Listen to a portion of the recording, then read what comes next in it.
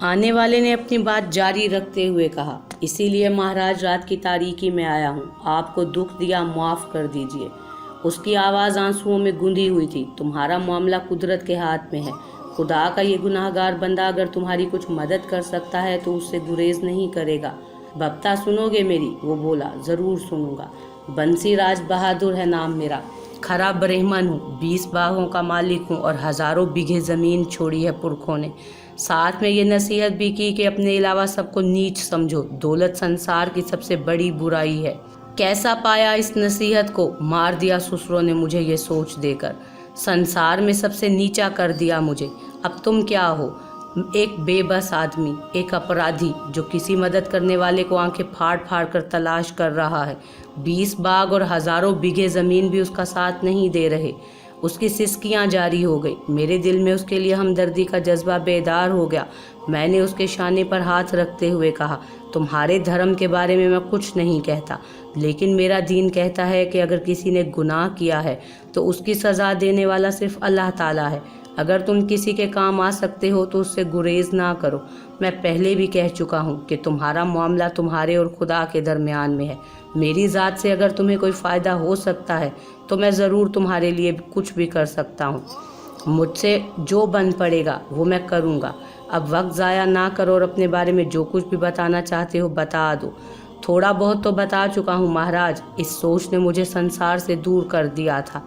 हर एक को नीच समझना मेरा काम बन गया था। किसी को अपने खिलाफ पाया, पकड़वाया, जूते लगा दिए। किसी ने ज़्यादा सरकशी की तो हाथ पांव तुड़वा दिए। बड़े बड़े इज्जतदारों की इज्जत उछाल दी मैंने। 5 बेटे थे मेरे और 2 बेटियां, और ये सब मेरी निगाहों में धुनीपुर के सबसे ऊंचे लोग थे, क्योंकि मेरी औलादों में से थे। एक बहन भी है मेरी, हरनावती नाम है उसका। मेरी बेटियों से 2-4 साल ही बड़ी थी। कहानी लंबी नहीं सुनाऊंगा महाराज। हरनावती बहक गई जवानी के जोश में। उसने पुरखों की रीत रिवाज भुला दिए और एक नीच जात से प्रेम कर बैठी। हीरा नाम था उसका। लाखू का बेटा था। धुनीपुर के एक मशरकी गोशे में घर बना रखा था।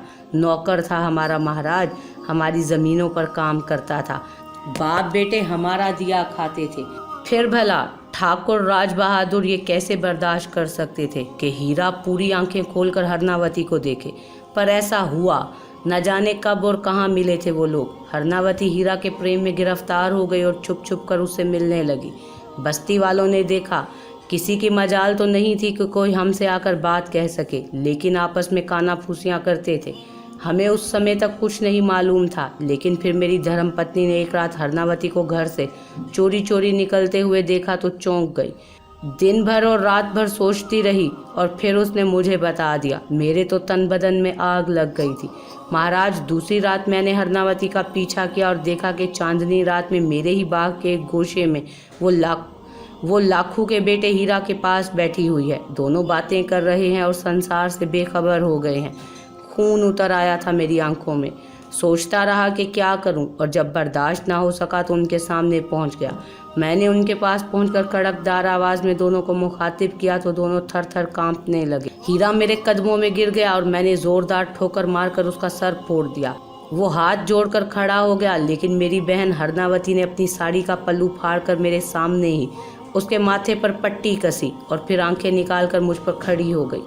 लेकिन मेरी बहन हरनावती ने अपनी साड़ी का पल्लू फाड़कर मेरे सामने ही उसके माथे पर पट्टी कसी और फिर आंखें निकालकर मुझ पर खड़ी हो गई। उसने कहा कि मुझे यह हक किसने दिया है कि मैं उसके पति को इस तरह ठोकर मारूं। इस बात पर मैं जो कुछ न कर डालता कम था, लेकिन अकल से काम लिया। खून मेरा ही था। हरनावती की यह मजाल कभी ना हुई थी कि मेरी आंखों में आंखें डालकर खड़ी भी हो जाए, लेकिन उस समय वो जिस तरह बात कर रही थी वो चौंका देने वाली बात थी। मैंने उसे खूनी नज़रों से देखते हुए कहा, ये तेरा पति कहाँ से हो गया? अरे कमीनी, तुम इसे पाप कह सकते हो भैया जी, मगर अब ये पाप मैं कर चुकी हूँ। कब, कैसे? हीरा से मैं बहुत पहले से प्रेम करती हूँ। हम दोनों का प्रेम पवित्र था, और जब मैंने हीरा को मजबूर किया कि वो मेरे साथ फेरे कर ले तो मेरे मजबूर करने पर हीरा भी मजबूर हुआ। उसने राम मंदिर में जाकर पुजारी शिव नारायण के सामने अग्नि के गिर्द मेरे साथ फेरे कर लिए और मैं उसकी पत्नी बन गई। हम जानते थे महाराज कि जब आपको पता चलेगा तो आपका मन सुलग उठेगा, इसलिए छुप छुप कर यहाँ मिलते हैं और समय का इंतज़ार कर रहे हैं जब आप हम दोनों को साथ रहने की आज्ञा दे देंगे। तू सच कह रही है? भैया जी की सौगंध, बिल्कुल सच। ठीक है, घर जा बात करूंगा मैं तुझसे फिर। मैंने समझदारी से काम लेते हुए कहा, बहन को बेटी की तरह पाला था मैंने। माता पिताजी तो पहले ही मर चुके थे। मोहब्बत भी थी मुझे उससे, लेकिन अपनी अना, अपना मान सबसे ज़्यादा प्यारा था। ये सोचकर ही कलेजा मुंह को आने लगता था कि कल का दिन अगर बस्ती वालों को ये बात पता चलेगी तो मेरी क्या इज्जत रह जाएगी। कोई काम तो करना था ऐसा जिससे ये बात राज में रह जाए। इसके लिए चाहे मुझे कितनी ही इंसानी जिंदगियों की कुर्बानी क्यों ना देना पड़े। बहरहाल मैंने अपने एक खास आदमी अमरनाथ को इस काम के लिए आमादा किया। जब दूसरी रात मैंने अमरनाथ को बुलाकर उसे ये कहानी सुनाई तो अमरनाथ गर्दन झुकाकर बोला, महाराज मुझे तो ये बात पहले से मालूम थी। बड़ा गुस्सा आया मुझे अमरनाथ पर और मैंने घुर्रा कर उससे कहा, कमीने नमक हराम, अगर तुझे ये बात मालूम थी तो मुझसे क्यों ना कहा तूने? हिम्मत नहीं पड़ी थी महाराज, हिम्मत नहीं पड़ी थी। अब ये बता कि क्या किया जाए? महाराज सबसे बड़ी बात यह है कि हरनावती जी सबके सामने ये सब कुछ कहने को तैयार हैं। आपने पहले कभी गौर नहीं किया, मगर मैं ये देख चुका हूँ कि वो इस शादी को छुपाना नहीं चाहती और बड़ी हिम्मत से संसार के सामने आने को तैयार हैं। निकाल दूंगा उसे घर से, टुकड़े टुकड़े का मोहताज कर दूंगा। अगर आप ये बात हरनावती जी से कहेंगे तो वो आपके चरण छुएंगी और खुशी खुशी घर से चली जाएंगी। मोहब्बत की कहानियाँ ऐसी ही होती हैं महाराज, आपको इससे कोई ख़ास कामयाबी हासिल नहीं होगी। तो फिर क्या करूं अमरनाथ, मुझे बता कि मैं क्या करूं? मेरी समझ में तो कुछ नहीं आता महाराज, आप मुझसे कहीं बड़ा दिमाग रखते हैं। सब ने मेरे साथ गद्दारी की है, एक एक को देख लूंगा मैं। और वो पुजारी शू नारायण, उसने फेरे करा दिए मेरी बहन के एक नीच जात के साथ। जीता रह सकेगा वो? पहले उसकी ज़बान बंद करूंगा अमरनाथ, मैं पहले उसकी ज़बान बंद करूंगा, जीता नहीं छोड़ूंगा उसे। मंदिर का मामला ज़रा दूसरा होता है महाराज। वैसे भी आप ये बात जानते हैं कि दौलतमंदों को अच्छी निगाहों से नहीं देखा जाता। धोनीपुर के लोग आपसे ज़्यादा खुश नहीं हैं। कहीं ऐसा ना हो कि आपके इस कदम से वो आपको नुकसान पहुंचाने पर तुल जाएं। एक एक को मरवा दूंगा, एक एक को ख़त्म कर दूंगा। मैंने गुर्रा कर कहा, नहीं महाराज, धोनीपुर के सारों को आप नहीं मार सकते, आपको कुछ और ही सोचना होगा। अमरनाथ की बात समझ में आने वाली थी। मैं सोचता रहा, फिर मैंने कुछ फैसले कर लिए। मैंने कहा कि तू ये काम खामोशी से कर, कि हमें अब ये काम खामोशी से करना होगा अमरनाथ, और मुझे तुम्हारा साथ चाहिए। इतनी दौलत दूंगा तुझे कि जागीरदार बनकर जीवन बसर करेगा। मेरी इज्जत बचाना इस वक्त तेरा भी काम है। अमरनाथ अपनी जान देने को तैयार है महाराज, मुंह से बोल कर तो देखें। तब मैंने अमरनाथ के साथ मिलकर एक ऐसा मंसूबा बनाया जिससे सांप भी मर जाए और लाठी भी ना टूटे। यही किया मैंने। बादलों भरी एक रात हम घर से बाहर निकले। अमरनाथ को मैंने जो हिदायत दे दी थी वो उन पर अमल कर रहा था। इस बीच में हरनावती से कोई बात नहीं की थी, बल्कि जब दूसरी रात वो चोरी चोरी घर से बाहर निकली तब भी उसे मैंने ना रोका। हालांकि मैंने उसे देख लिया था, वो उस पापी अछूत के साथ वक्त गुजारती रही, मगर मैं अपने काम आगे बढ़ाने को पूरा मंसूबा बना चुका था। मैं और अमरनाथ राम मंदिर पहुंचे। पुजारी शू नारायण जी को उठाया और उनसे पूछा कि क्या ये बात सच है। पुजारी जी सच्चे आदमी थे। उन्होंने साफ साफ कह दिया कि दो प्रेम करने वाले एक होना चाहते थे। उन्होंने संसार की रीत के मुताबिक वो सब कुछ कर दिया जो उन्हें एक कर देता। तब मैंने जहर की शीशी शू नारायण जी को देते हुए कहा, और आपने जो कुछ किया शू नारायण जी, उसके नतीजे में आपको ये मौत कबूल करना होगी। शू नारायण मुस्कुराते हुए बोले, मौत और जीवन भगवान की लेन देन है। अगर इस जहर से मेरी मौत लिखी है तो मुझे ये हर हालत में पीना पड़ेगा, और अगर अभी कुछ जीवन बाकी है तो ये जहर मेरा कुछ नहीं बिगाड़ सकेगा। सो मैंने देखा कि शू नारायण जी जहर की पूरी शीशी हलक में उंडेल गए और थोड़ी ही देर के बाद उनके हाथ पांव मुड़ गए। मैंने पहले से ही सारा बंदोबस्त कर रखा था। जहर निकले हुए एक सांप की दुम मरोड़ कर उसे शू नारायण जी के पांव से चिपका दिया और सांप के दांत शू नारायण जी के पांव में गड़ गए। देखने वाले यही समझते कि पंडित शू नारायण महाराज सांप के डसे से ही मरे हैं। इस तरह हमने हरनावती और हीरा की शादी के उस सबसे बड़े गवाह को ख़त्म कर दिया। लेकिन बात यहीं तक महदूद नहीं रहनी थी, दूसरा इंतज़ाम भी करना था। शू नारायण जी की मौत पर किसी ने कोई शुबा नहीं किया। हरनावती 6 रातें हीरा से मिलती रही, मगर 7वीं रात हीरा के जीवन में कभी नहीं आई। मंसूबे के मुताबिक हरनावती को दूसरे गांव भेजा गया और वो सबके साथ खुशी खुशी गई थी, मगर मैं और अमरनाथ 8 आदमियों के साथ तैयार थे। हम लोग रात की तारीकी में लाखू के घर पहुंचे। दरवाज़ा बजाया तो लाखू ने दरवाज़ा खोल दिया। मेरे आदमियों में से एक ने उसके सर पर लाठी मारी और लाखू हाय कहकर ही ढेर हो गया। तब हीरा बाहर निकला और मैंने उसे भी लाठियों पर रख दिया। फिर घर की 3 औरतों, बाप, बेटे और बच्चे को हमने हाथ पांव बांधकर वहीं डाल दिया और उसके बाद पूरे घर पर मिट्टी का तेल छिड़क कर आग लगा दी। आग इतनी तेज लगाई थी हमने और इतना तेल डाला था कि कोई उनकी मदद ना कर पाए।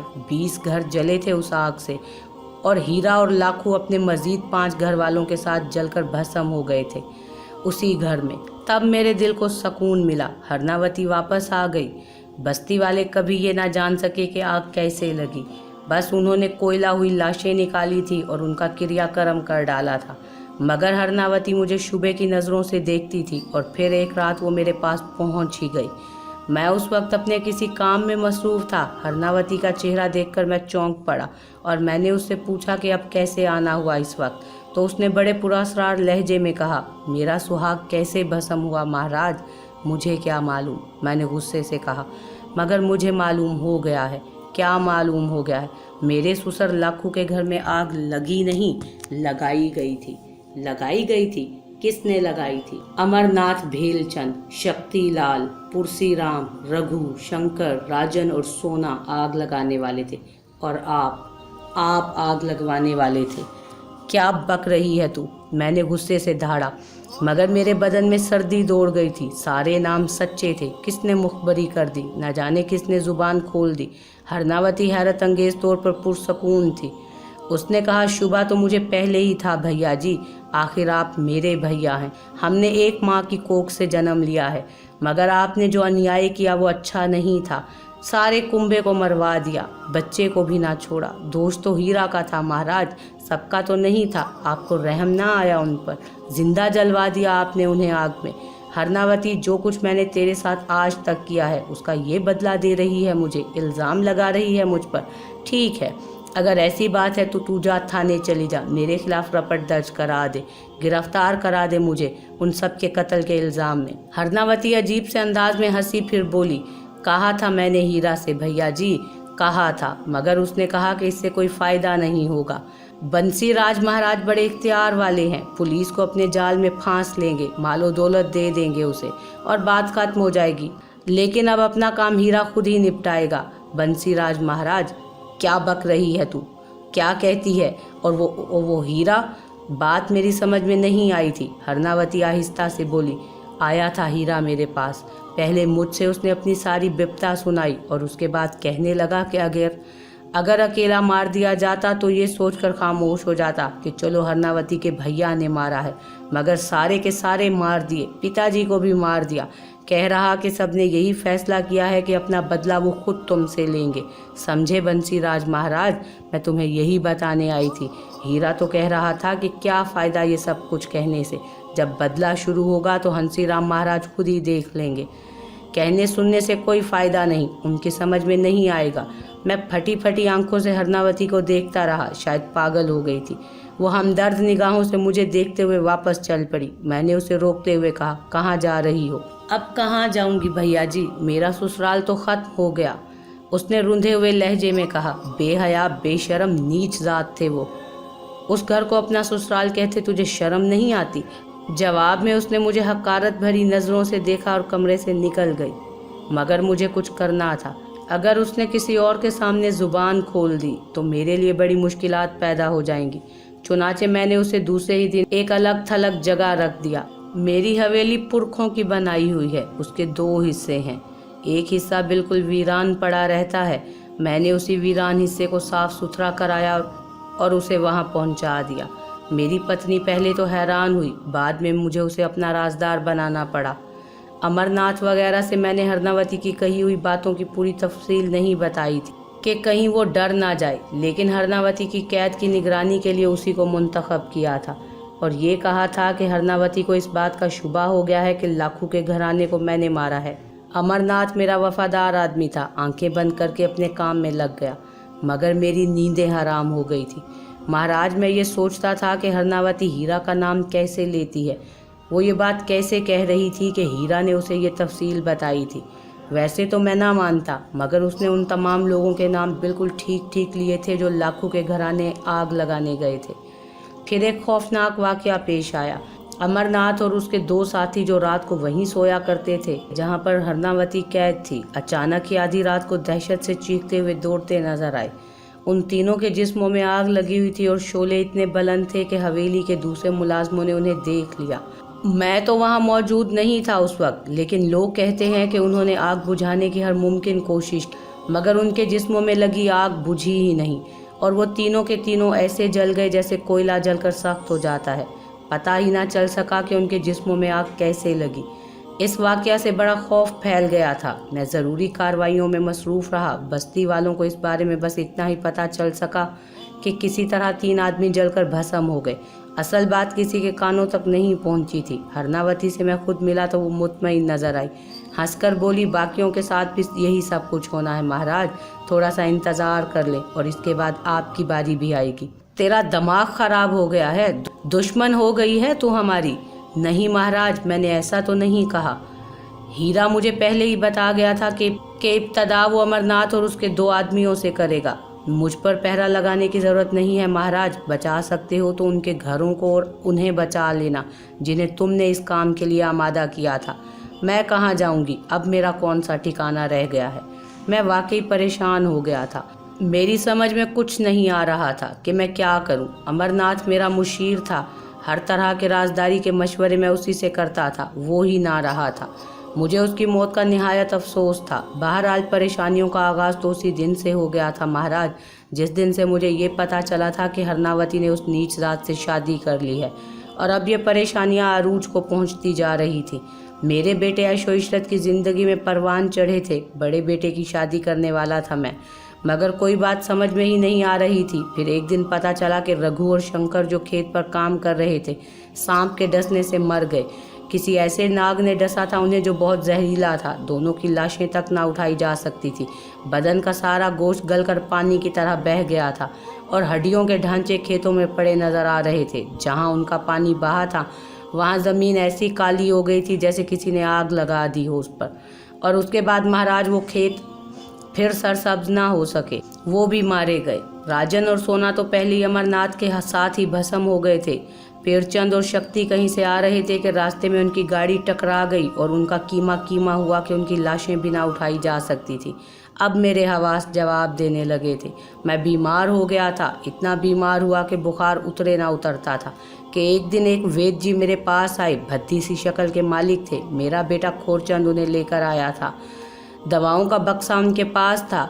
कपूर चंद ने कहा कि ये बहुत नामी गरामी वैद्य जी हैं और बड़ा अच्छा इलाज करते हैं। मैं आपको इन्हें दिखाना चाहता हूँ पिताजी। मैं तैयार हो गया। वैद्य जी ने कहा कि वो तन्हाई में मुझसे कुछ बातें करेंगे। सब चले गए। वैद्य जी ने मुझे अपने थैले से दवाओं की 2 पुड़ियाँ निकाल कर दी और कहा कि मैं उन्हें पानी के साथ खा लूँ। मैंने ऐसा ही किया। पुड़ियाँ खाने की देर थी। मुझे अपने बदन में बहुत ताकत महसूस हुई और यूं लगा जैसे मैं ठीक होता जा रहा हूँ। मैंने अकीदत भरी निगाहों से वैद्य जी को देखा तो वो हंसने लगे और फिर बोले, अगर अभी से मर गए ठाकुर बंसीराज तो बाद में काम धंधे कैसे देख सकोगे। मेरा तुम्हारे पास आना तो बहुत ज़रूरी था। तुम्हें अभी जीते रहना है महाराज, बहुत अरसे तक जीते रहना है। तुमने मेरे परिवार को ख़त्म किया है। अपना परिवार ख़त्म होते हुए भी तो अपनी आंखों से देख लो।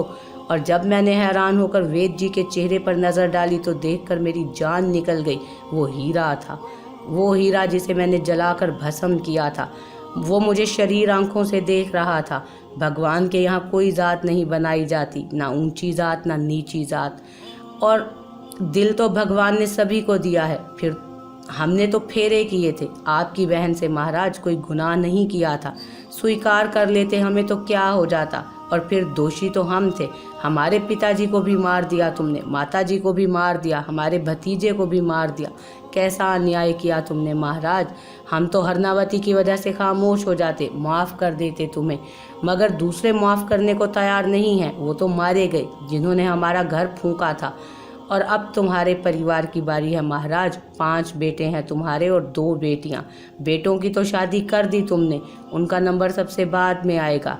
पहले अपने इन 5 सतूनों को गिरते हुए देख लो। हम ऐसा कर देंगे महाराज कि तुम्हारे घर में फिर कभी रोशनी ना आए। हम तुम्हारी सारी दिवालियां बुझा देंगे।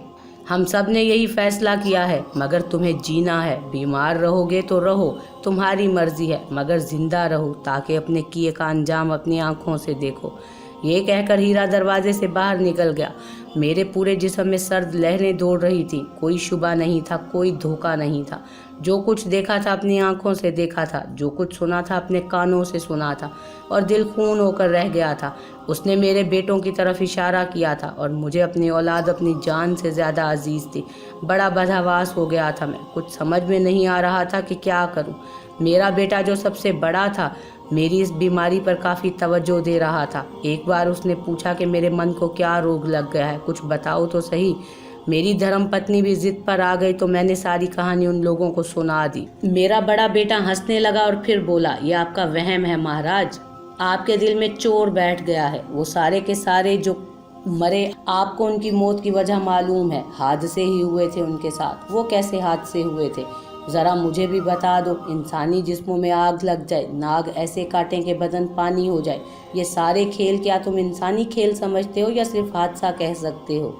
वो लोग भी मुतासिर हो गए, लेकिन कोई बात समझ में ना आ सकी। और फिर महाराज, मेरा सबसे बड़ा बेटा, मेरा सबसे बड़ा बेटा, एक सुबह जब घर वालों ने उसे घर ना पाया तो उसके कमरे में उसे पुकारने गए तो नौकर ने उसकी लाश छत के कुंडे से लटकी हुई देखी। उसकी जुबान और आंखें बाहर निकल पड़ी थी। ये नहीं पता चला कि किसने उसे सूली पर लटकाया है। जमीन से 8 फुट ऊंचा लटक रहा था। गर्दन में रस्सी डली हुई थी और रस्सी कुंडे में। कोई बात समझ में नहीं आई। पुलिस को बुला लिया। पुलिस ने अपना सारा काम किया, मगर मुझे हीरा की बात याद थी। मेरा दिमाग उसी तरफ जा रहा था जो हशर हो सकता था मेरे मन का, महाराज आपको पता है। उसी बेटे की शादी मैं करने वाला था। सब कुछ चौपट होकर रह गया था। महाराज, मैं अपनी जीवन भर की कमाई लुटा बैठा था अपने हाथों। हरनावती के पास पहुंचा, हाथ जोड़कर उसके चरणों में झुक गया और उससे मैंने कहा, अगर हीरा उससे मिलता है तो उससे कहे कि वो मुझ पर रहम करे। हरनावती मुस्कुराती निगाहों से मुझे देखते हुए बोली, आपने किसी पर रहम किया है महाराज आज तक? जो आप पर रहम किया जाए। आप रहम का नाम जानते भी हैं?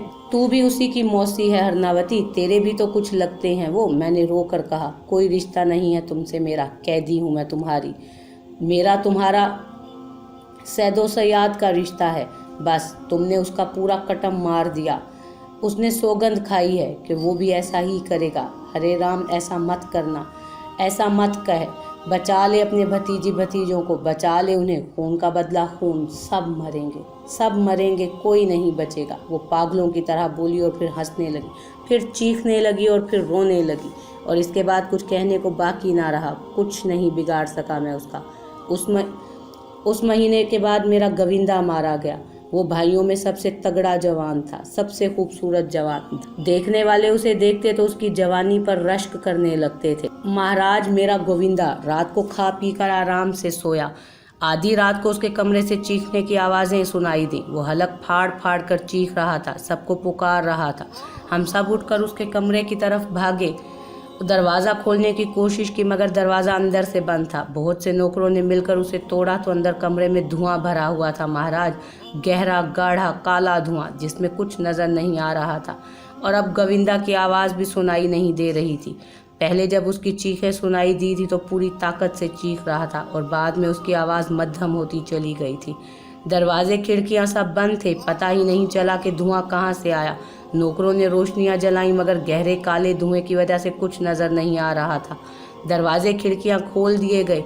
जिस भी तरह मुमकिन हुआ कमरे का धुआं बाहर निकाला गया और मैंने अपने कड़ियल गोविंदा की लाश ज़मीन पर अकड़ी हुई पाई। उसका चेहरा भयानक हो गया था महाराज। यूं लग रहा था जैसे किसी ने उसकी गर्दन दबाकर उसे मार दिया हो। और फिर हमें एक कह कहा सुनाई दिया। भला मैं उस कह कहे को ना पहचानूंगा? उसी पापी का था, उसी पापी हीरा का कह कहा था। वो जैसे अपनी कामयाबी पर बड़ा खुश हो महाराज। हम पर जो बीती हमारा ही मन जानता है। जो कर बैठे थे वो तो कर ही बैठे थे, मगर इसके बाद महाराज जो हो रहा था वो सपने में भी नहीं सोचा था। एक बार फिर मैं हरनावती के पास गिड़गिड़ाता हुआ पहुंचा, मगर वो अपने होश में नहीं है। वो भी पागल हो चुकी है। मन तो चाहता है कि सुसरी को जिंदा आग लगा दूं, मगर सब कुछ उसी की वजह से हुआ है। मगर महाराज हिम्मत नहीं पड़ती। गोविंदा के बाद मेरा एक और बेटा मेरे हाथों में दम तोड़ गया। ऐसा पापी बाप हूँ जो मरना चाहता है मगर मौत भी उसे नज़रअंदाज कर चुकी है। नहीं आती मौत भी मुझे। भगवान के लिए मेरी मदद करें मेरी। 2 बेटे और 2 बेटियां हैं मेरे। 3 बेटों को सब्र कर चुका हूँ, दिल पत्थर कर लिया है मैंने। मुझे जीवन से कोई दिलचस्पी नहीं। आज मर जाऊं तो सारे पाप कट जाएं, मगर जीते जी ये नहीं देख सकता कि एक एक करके सारे मेरी आंखों के सामने ख़त्म हो जाएं। खाना पीना ख़त्म हो चुका है महाराज मेरा। जब बहुत भूख लगती है तो थोड़ी बहुत कोई चीज़ खा लेता हूँ। 6-6 दिन के फाके काटे हैं मैंने, सिर्फ इस ख्याल से कि भूख प्यास से मर जाऊँगा, मगर मौत नहीं आती। मेरी ही तरह मेरी धर्मपत्नी का हाल है। हालांकि वो तो बेगुनाह है, उसने कुछ नहीं किया, मगर मुझसे ज़्यादा वो मर रही है। मेरी मदद कर सकते हैं तो अल्लाह के नाम पर मेरी मदद कर दें। आप मुसलमान हैं और अल्लाह के नाम पर आप लोगों से मदद मांगी जाए तो सुना है मुसलमान अपना सब कुछ लुटा देते हैं सवाल करने वालों पर। मैं सवाली हूँ महाराज, आपके बारे में जो कुछ सुना है मैंने, अगर अल्लाह ने आपको कुछ दिया है तो मुझ पर खर्च कर दें। दुआएं ही दे सकूँगा इसके बदले में, और कुछ नहीं कर सकूँगा महाराज। सारी बस्ती वाले मुझे नापसंद करते हैं। अगर आप हुक्म दें तो मैं इन सारे बस्ती वालों के सामने उनके चरणों में गिर जाऊं और अपनी अना तोड़ने के लिए भी तैयार हूँ। ये अना मुझे विरसे में मिली थी महाराज, मगर मेरे विरसे ने मुझसे मेरा सब कुछ छीन लिया। वो इस तरह बिलक बिलक कर रोया कि मेरा दिल पानी पानी हो गया। जो कहानी उसने सुनाई थी उसमें उसके जुल्म की दास्तान छुपी हुई थी। लेकिन अब बंसीराज एक थका हुआ इंसान था, एक ऐसा शख्स जिससे कोई इंतकाम लेना भी गुनाह समझे। ऐसे आदमी को भला मैं क्या कहता। बहुत देर तक वो रोता रहा, उसका बदन थर थर कांप रहा था। मैं उसकी बेबसी की हालत को महसूस कर रहा था। फिर मैंने उससे कहा, अगर मैं बस्ती वालों के सामने दिन की रोशनी में आपके पास आता तो जूते मारते मेरे सर पर। इतनी बातें करते मुझसे कि मुझसे सही ना जाती, इसलिए महाराज रात का ये समय चुना। आपको जो तकलीफ़ हुई वो मुझे पता है, मगर मुझे जो तकलीफ़ है महाराज, एक डूबता हुआ आदमी हर उस चीज़ को पकड़ने की कोशिश करता है जो उसके हाथ में आ सके। मैं भी वैसा ही हूँ। आपकी तकलीफ़ को मैं अपनी तकलीफ़ में भूल गया हूँ। मुझे माफ़ कर दे महाराज, मेरी मदद करें। उसने दोनों हाथ जोड़े, आंखों से आंसुओं का सैलाब बह रहा था। चेहरा हसरत और यास की तस्वीर बना हुआ था। मैंने आंखें बंद कर ली और फिर मैंने आहिस्ता से कहा, आज की रात दो मुझे बंसीराज, कल मैं तुमसे तुम्हारे इस बारे में बात करूंगा। मैं किसी न किसी तरह तुम्हारे पास खुद ही पहुंच जाऊंगा। इस वक्त तुमसे कोई वादा नहीं कर सकता, लेकिन कल मैं तुम्हें बता सकूंगा कि मैं तुम्हारे लिए क्या कर सकता हूँ। ठीक है महाराज। 2 बेटे और 2 बेटियां रह गई हैं मेरी। बेटियां अपनी ससुरालों में हैं, उनके बच्चे भी हो गए हैं। जैसा कि हीरा कहता है कि मेरे सारे परिवार को मेरी आंखों के सामने ख़त्म कर देगा, तो महाराज बेटों के बाद बेटियों का नंबर आएगा और इसके बाद नवासे नवासियों का पता नहीं क्या होगा। पता नहीं क्या करेगा वो, क्या सबको मार देगा। महाराज बड़ी उम्मीद लेकर जा रहा हूँ और आस लेकर जा रहा हूँ, बड़ी आस लेकर जा रहा हूँ। धूनीपुर वाले आपका नाम ले रहे हैं। मैं भी बड़ा सहारा रखता हूँ आपका महाराज, बड़ा सहारा रखता हूँ। तुम जाओ बंसीराज, अब जाओ, मैंने कहा, और बंसीराज उसी रास्ते से वापस चला गया जिस रास्ते से आया था। मेरे लिए मुश्किलात छोड़ गया था वो, बाहर तो, और मुझे अपना फ़र्ज़ पूरा करना था। मैंने नींद का ख्याल तर्क कर दिया, पानी तलाश करके वज़ू किया और 2 जानू बैठ गया। मैं अपने लिए रहनुमाई चाहता था और मेरी रहनुमाई हो गई। मेरे दिल से आवाज़ उभरी कि गुनाह करने वाला गुनाह कर बैठता है, उसका हिसाब किताब अल्लाह के हवाले। इंसान को इंसान रहम करने की हिदायत की गई है, और अगर कोई किसी के साथ कुछ कर सकता है तो उसे उससे गुरेज नहीं करना चाहिए। बात अगर सिर्फ बंसीराज की होती तो बंसीराज हर सज़ा का मुस्तहिक था, और वो भी जो उसके साथ शरीक थे। लेकिन जो शरीक नहीं थे और उन्हें मौत के घाट उतारा गया था, और ये एक खबीस रूह का कारनामा है जो भटक गई है और इंतकाम की आग में जल रही है। और वो औरत भी बेकसूर है जो माँ है। बाप ने जुर्म किया, सज़ा बस उसी को मिलती तो मुनासिब था, लेकिन माँ इस जुर्म में शरीक नहीं थी, और जो गम उसको हो रहा है वो जारी नहीं रहना चाहिए। ये रोशनी की रहनुमाई थी, लिहाजा मुझे इत्मीनान नसीब हो गया। इसका मतलब है कि बंसीराज की मदद मैं कर सकता हूँ, और इसके बाद मुझे मदद करने का तरीका दरियाफ़्त करना था, और मेरी रहनुमाई हो रही थी। मैंने अपने बिस्तर पर लेटकर कंबल अपने चेहरे पर ढक लिया, और तसव्वुरात की हवाएं मुझे उड़ाकर न जाने कहां से कहां ले गई थी। सुबह की नमाज के बाद जब नमाजी मस्जिद से वापस चले गए तो हाफिज़ हमीदुल्लाह साहब मेरे साथ बैठ नाश्ता करने लगे। मैंने हमीदुल्लाह साहब को बताया। हमीदुल्लाह साहब, रात को एक अजीब वाक़या हुआ। ठाकुर बंसीराम महाराज दीवार फलांग मेरे पास पहुंचा और उसने मुझे अपनी कहानी सुनाई। शायद आपको इस बात का इल्म हो कि धूनीपुर का ठाकुर बंसीराज किसी मुसीबत में गिरफ्तार है। ऐसी वैसी मुसीबत, कटे का फल खा रहा है। वो 3 बेटे हलाक हो चुके उसके और बड़ी पुरासरार दास्तानें सुनाई जा रही हैं इस सिलसिले में, मगर वो आपके पास मदद के लिए आया था। हैरत की बात है, वो तो नाक पर मक्खी नहीं बैठने देता। उसकी अनाज टूट चुकी है और अब वो धूनीपुर के हर शख्स के सामने नाक रगड़ने को तैयार है। मेरा ख्याल है हाफिज साहब, उसके बाकी बच्चों को जिंदा रहना चाहिए। इंतकाम का ये तरीक़ाकार मुनासिब नहीं है। सज़ा अगर सिर्फ उसे मिले जिसने गुनाह किया हो तो ज़्यादा बेहतर है। जो बेगुनाह हो उनको किसी और के किए की सज़ा नहीं मिलनी चाहिए। हाफिज़ हमीदुल्लाह साहब ने मुझे गहरी निगाहों से देखा, फिर बोले, अगर आप कुछ करना चाहते हैं मसूद मियाँ तो ठीक है। इस सिलसिले में मेरी जो भी मदद, जो भी खिदमात होंगी, उन्हें सरअंजाम देने के लिए मैं हाजिर हूँ। मेरे होंठों पर मुस्कुराहट फैल गई।